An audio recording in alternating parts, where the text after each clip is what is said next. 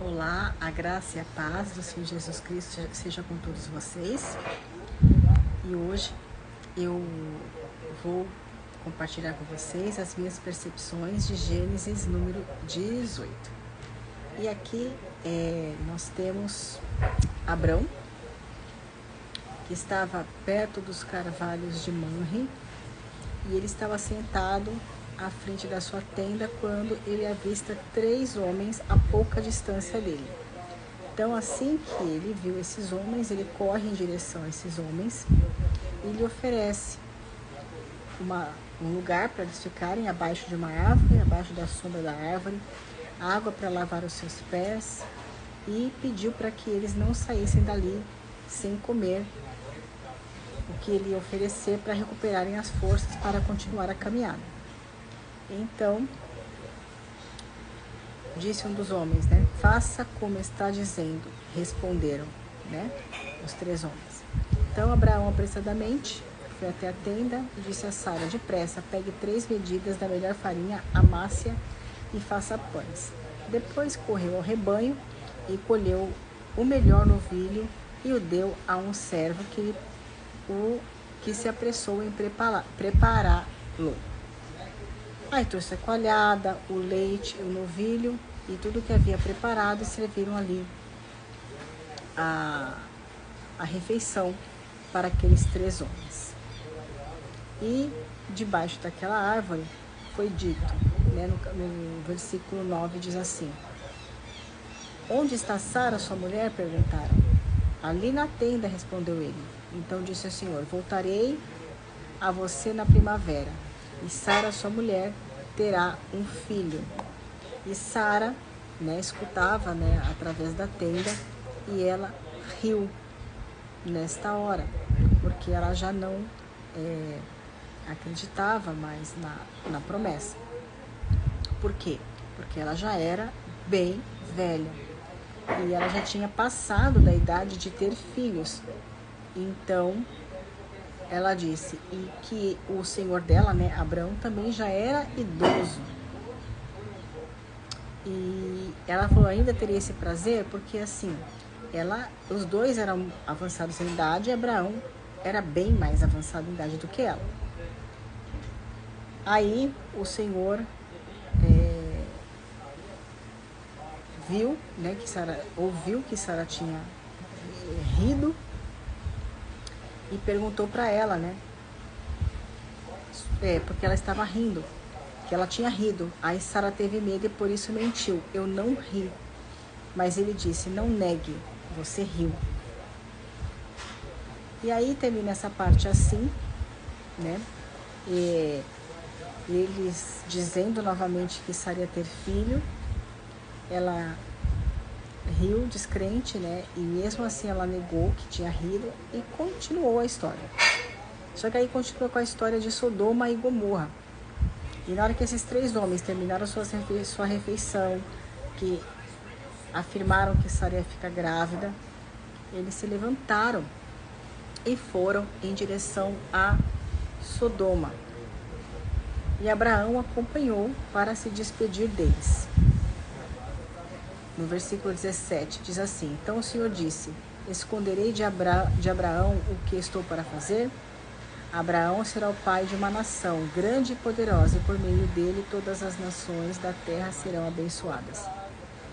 E aí ele continua com a promessa, pois eu escolhi para que ordene aos seus filhos e aos seus descendentes que se conservem no caminho do Senhor, fazendo o que é justo e direito, para que o Senhor faça vir a Abraão o que lhe prometeu. E assim ele continua reafirmando a sua promessa, e depois ele diz assim, as acusações contra Sodoma e Gomorra são tantas e o seu pecado é tão grave que descerei para ver se o que eles têm feito corresponde ao que tenho ouvido, senão eu saberei. Os homens partiram dali e foram para Sodoma, mas Abraão permaneceu diante do Senhor. Aqui nesse texto a gente entende que com esses 3 homens, um deles era o próprio Jesus. Alguns estudiosos falam que era a presença do próprio Jesus ali. E aí ele continua, né? Abraão aproximou-se e dele disse: exterminará o justo com o ímpio? E se houver 50 justos na cidade, ainda destruirás e não pouparás o lugar por amor aos 50 justos que nele estão?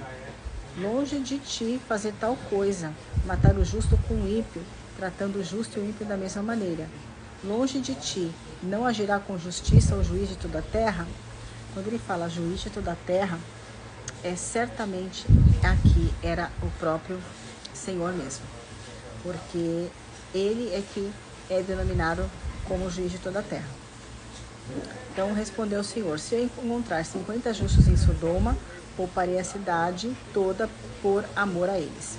Então Abraão tornou a falar, tornou a conversar com o Senhor. Eu digo aqui, negociar, né, na verdade, porque ele estava diminuindo cada vez mais o número de pessoas. Ai, Senhor, me perdoa se eu estou sendo muito ousado, mas é porque se tiver 20, ele foi diminuindo, né, o número de pessoas.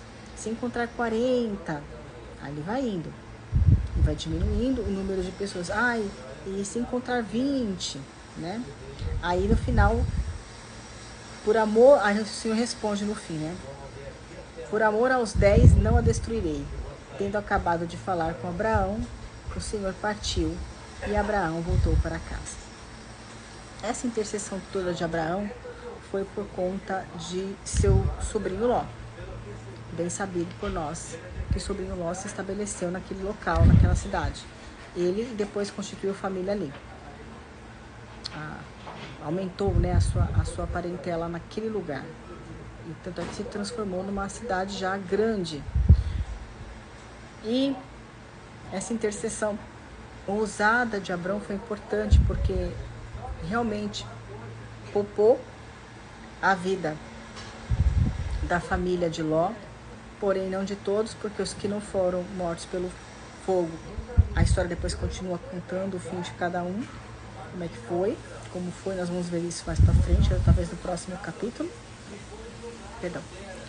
Mas o Senhor, ele é benigno com todos. Ele sempre tenta até o último momento salvar o máximo que ele pode.